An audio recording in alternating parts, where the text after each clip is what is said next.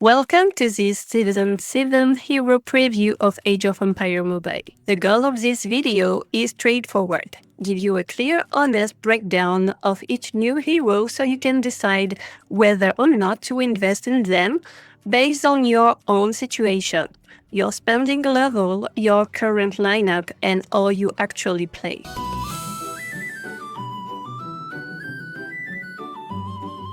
Hello guys, Miwaki there.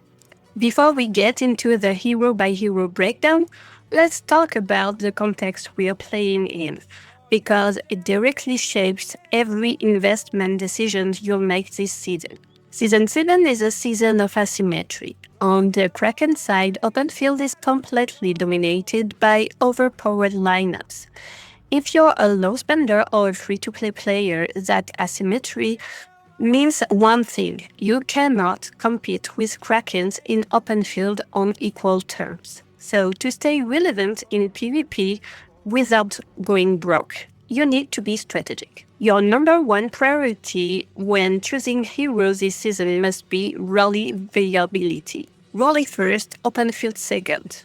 Heroes that works in rally gives you real PvP impact without requiring an insane resource investment. Heroes that only works in open field, especially ones that rely on commander skills, are traps for low-budget players. And here is the rule you absolutely need to internalize, because it changes everything. In rally, all commander skills are disabled. Every single one. That single mechanic invalidates entire heroes' kits. Heroes like Sun Tzu or Eleanor, whose power comes entirely from their commander skills, becomes dead slots in rally. Heroes like Confucius or Pyrrhus, who need to take hits to trigger their effects, become useless or severely underperform because aggro is diluted across multiple troops in rally. They simply don't absorb enough damage to activate their engines.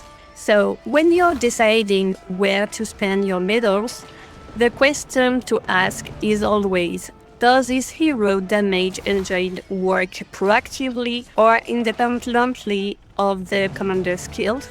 If the answer is no, that hero is a rally liability. Kraken players don't live yet. I'll flag through the breakdown what's playable at your level, even if it's not recommended for free-to-play.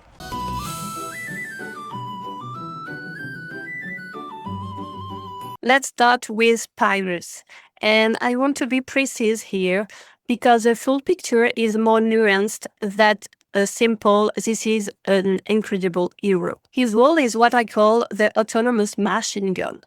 His signature ability, Thundering Tramples, fires on its own, and each shot has a 25 chance to immediately trigger another, cascading up to 3 or 4 times in a single second. It's a self-sustaining damage loop that requires no external input to run. Now, before I tell you where Pyrrhus excels, let me tell you where he doesn't, because that context matters. In open field especially, Pyrrhus is third in his tier.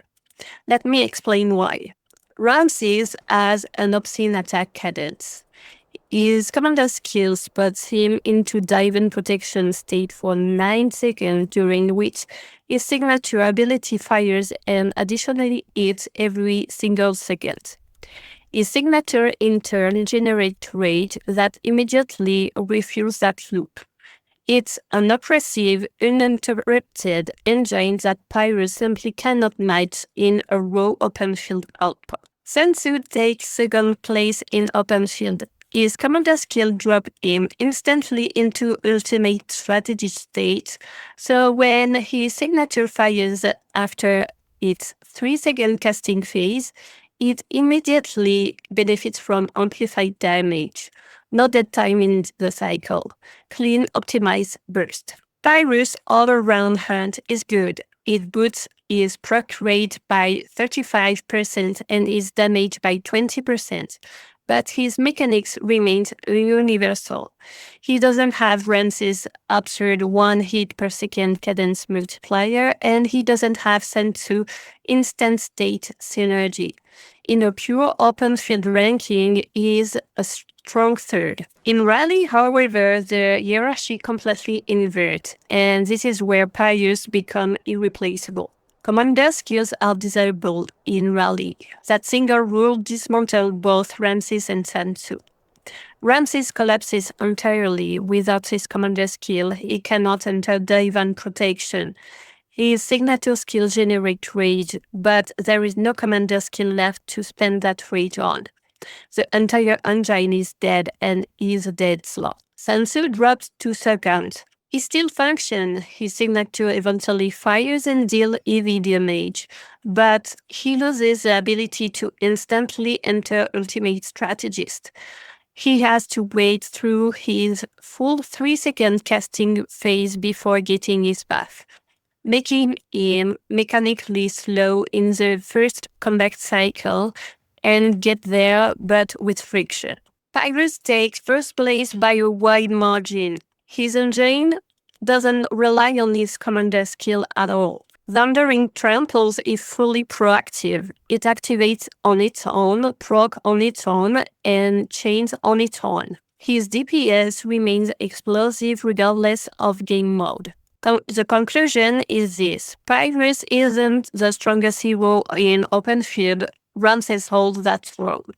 But Pyrrhus is the only hero in this tier whose mechanical architecture is completely mode agnostic. He's a strong third in open field and a dominant first in rally. That combination makes him, in terms of overall versatility across the both engagement mode and the single most tactically complete hero of the three, and the best investment for any player who needs to perform in both contexts. The investment requirement is for free to play. His chain mechanics works from rank 0. No whale investment is required. For Rally, the optimal trio is Pyrrhus, Charlemagne, and Zhuge Liang. In Rally, Charlemagne forces Pyrrhus to attack on separate cadence, effectively increasing his total attack frequency. Zhuge Liang covers healing and sustain. An interesting alternative here is Theodora, who provides a flat plus 20 amplification to all of Pyrrhus' attacks permanently, which compounds beautifully in his chain procs. For open field, the optimal trio become Pyrrhus, Confucius, Zhuge Liang. Pyrrhus deals amplified damage. Confucius forces additional attacks outside of Pyrrhus' normal turn, and Zhuge under sustainability.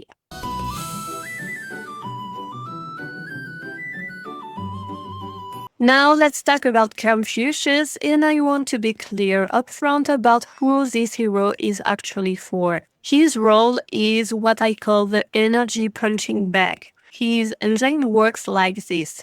He accumulates energy by healing his team, especially after 16 instances of recovery, and once that threshold is reached, he releases all the stored energy by forcing your best ally to immediately cast their active ability. In practice, this means it can trigger your commander skill out of seconds, dramatically increase your total damage output in a burst window. In open field, he's excellent. His mechanic explodes the skill damage received by others' hero to fill his counter. Every time his allies get hit by skill damage, Confucius gets closer to triggering a forced attack on your commander. Paired with Pyrrhus as commander, the synergy is devastating. Pyrrhus chains proc combined with Confucius' forced activation to create a relentless damage loop. In Rally, he is completely useless. I want to be very direct here. Confucius is a dead weight in Rally. His engines require him to receive skill damage from enemies to generate healing cycle and build his counter. In Rally, aggro is spread across many troops, so Confucius won't absorb enough concentrated skill damage to fill his counter. His engine simply never starts. Investment requirement, non-free-to-play, MGE premium tier. Confucius is strictly a Kraken hero. Do not invest in him as a low spender. On the topic of his best commanders pairing, Pyrrhus is by far the strongest option. Ramses is worse because his own commander's skill applies a minus 50% damage penalty to himself for 9 seconds, and this debuff applies to the attack that Confucius forces, gutting the damage of those force procs. Sun Tzu is also problematic. His active requires a 3-second charge phase before each use, which likely breaks Confucius' engine rhythm by introducing an awkward timing gap. It's worth testing more in-game, but the theoretical interaction is suboptimal. The optimal lineup remains Pyrrhus, Confucius, Zhu Liang.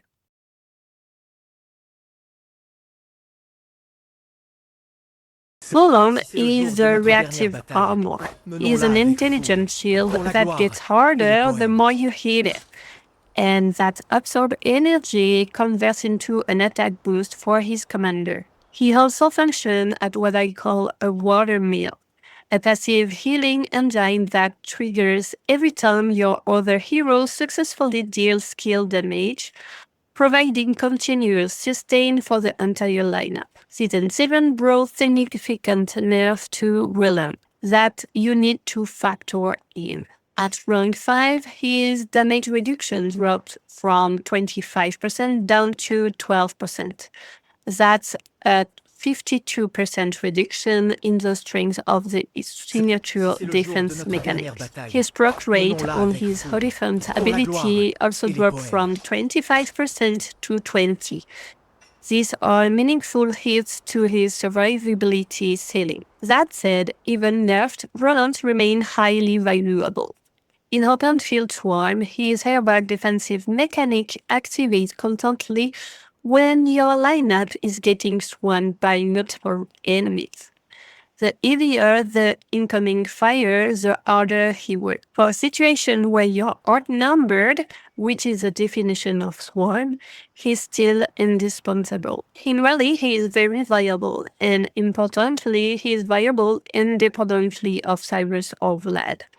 His passive heal triggers when his allies deal skill damage, and since your other heroes are actively dealing skill damage in rally, Roland's healing is constantly online. King doesn't need to take damage himself. That's a crucial distinction that makes him rally compatible when many other warrior pikemen supports aren't. Now, Cyrus and Vlad specifically are not rally compatible.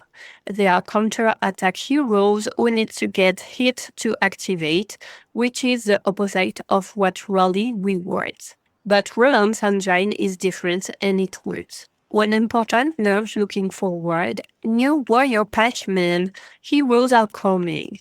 When they arrive, Roland's support value in rally-oriented lineups might increase further. At an absolute minimum, unlock Roland now, don't miss him.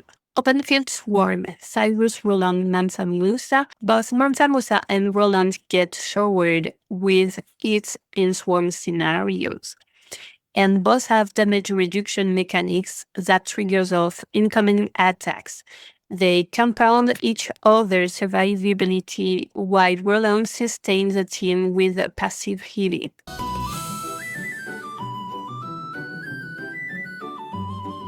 Saint-Louis is a laser pointer. His kit is built around a two-step control loop.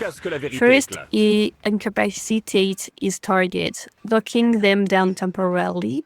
Then he waits for that target to drop below 85% heals before painting the mark, which grants a 10% damage bonus to the hero directly behind him in the lineup.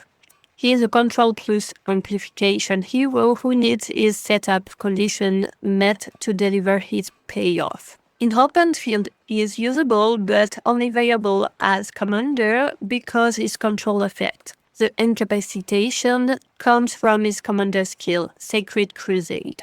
Remove him from the commander slot and you lose the setup entirely.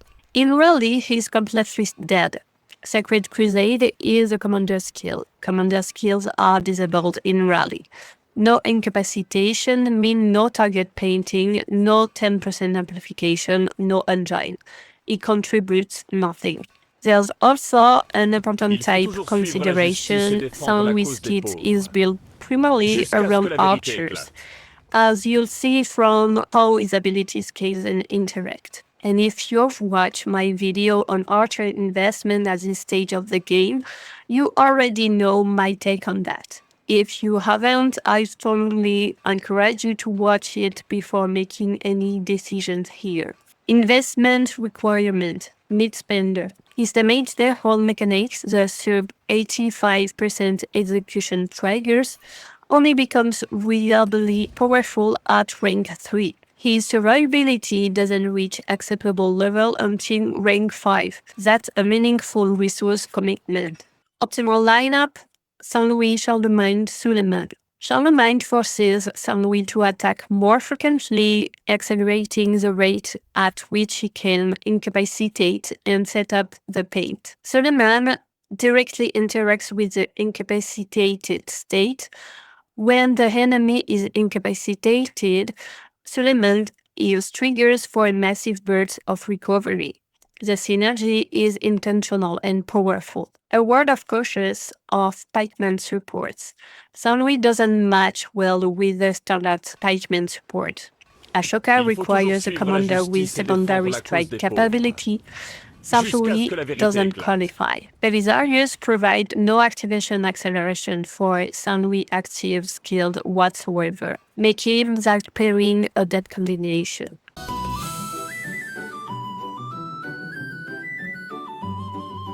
Eleanor is a Nitro boost. Her entire kit is built around one thing, injecting a massive burst of energy, 8 weight per second, at the very start of the combat to force your commander's first 2 active skills to fire as quickly as possible. She's a pure burst acceleration tool. In open field burst scenarios, she can serve a purpose.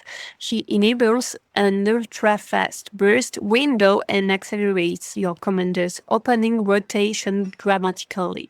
In rally, that's lot. There is no ambiguity here. Commander skills are disabled in rallies. Eleanor entire kits exist to buffer and accelerate commander skills. Remove commander skills from the equation and Eleanor has literally nothing to offer. Every point invested in her becomes a waste slot in rally context. For low spenders, Eleanor is a trap, a voider. Here's the core problem. Her effect is front-loaded and expires after roughly 12 seconds. After that initial burst window closes, you're left with nothing.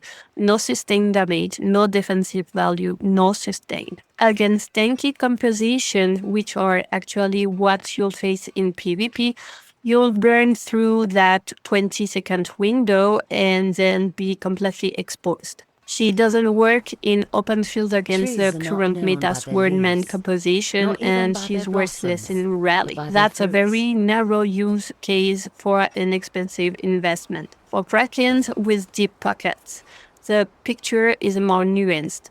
Eleanor becomes interesting as a hard counter to archer-based lineups, and she's a viable replacement for Henry in the Napoleon Henry Saladin lineup, where her burst acceleration fits naturally into the damage loop that the lineup is designed to run. Let's bring it all together. If your goal is maximum PvP impact without draining your resources, the math is clear. Priority 1, Pyrrhus, the absolute free-to-play investment. His damage engine is 100% proactive and independent of any commander skills. He is devastating in rally and descent in open field. He is available from rank 0. He gives you genuine in-team power in rally without requiring to spend heavily. If you invest in only one hero this season, make it Pyrrhus, but only if you have already tactician swordmans. Priority 2, Roland, the low-cost anti-meta shield. Despite the nerfs, he remains the best free-to-play defensive support available to counter cavalry heavy composition. His sustain engine is autonomous and triggers passively off ally skill damage. With new warrior pikeman heroes arriving, his value in rally lineup might grow. Unlock him at minimum. Heroes to avoid as low spender, but that can be an option for Krakens. Confucius is expensive to develop, MGE tier investment, and is completely dead in rally. He is a Kraken material, perfect match with Pyrrhus. Saint Louis and Eleanor of Aquitaine are both rally dead slots. Their kits are fundamentally built around commander skills, and rally shuts those down entirely. Neither of these heroes belong in a low-budget investment plan. That's the Season 7 hero preview. If you have questions about specific lineup combination or how to adapt this to your roster, drop them in the comments. I'll get back to you. And if this breakdown was helpful, subscribe. A thumbs up goes a long way. Salut!